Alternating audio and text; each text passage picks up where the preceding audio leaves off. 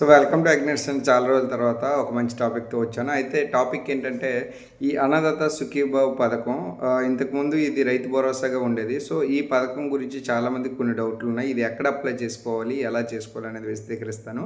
అయితే ఏంటంటే ఈ అన్నదాత సుఖీభవ పథకానికి సంబంధించి 2024, 25 బడ్జెట్‌లో కొంత అమౌంట్ అనేది కేటాయించబడింది. నియర్లీ 6,000 లేదా 7,000 కోట్ల వరకు కేటాయించారు. అయితే గవర్నమెంట్ ఏం చెప్తుంది, 20,000 ఇస్తారని చెప్తుంది. అయితే ఈ 20,000 స్ప్లిట్టింగ్ ఉందండి.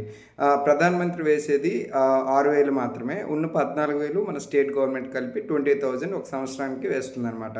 సో దీనికి సంబంధించి విధి విధానాలు ఇంకా పొందుపరచడం జరగలేదు. అయితే లాస్ట్ గవర్నమెంట్ మాత్రం ప్రతి రైతుకి కూడా వేయడం జరిగింది. సో ఈ గవర్నమెంట్ కూడా అదే ప్రపోజల్ పెట్టింది. ప్రతి రైతుకి కూడా వేస్తారు. కానీ మినిమం ఎంత ల్యాండ్ ఉండాలనే రిక్వైర్మెంట్ అయితే ప్రజెంట్ అయితే ఏం లేదండి.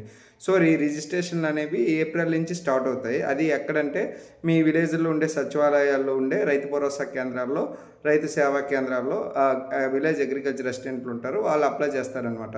సో దీనికి సంబంధించి ఈ పథకం ఇంప్లిమెంటేషన్ అనేది మే నెల నుంచి జరుగుతుంది. కాబట్టి రైతులందరూ కూడా దీన్ని గమనించి ఏప్రిల్ లేదా మే నెలలో ఈ అన్నదాత సుఖీభవ పథకానికి అప్లై చేసుకుంటారని మా ఛానల్ తరపు నుంచి రైతులందరికీ తెలియజేయడం జరుగుతుంది. థ్యాంక్ యూ అండి. ఇంకెవరైనా సబ్స్క్రైబ్ చేసుకోకపోతే సబ్స్క్రైబ్ చేసుకోండి.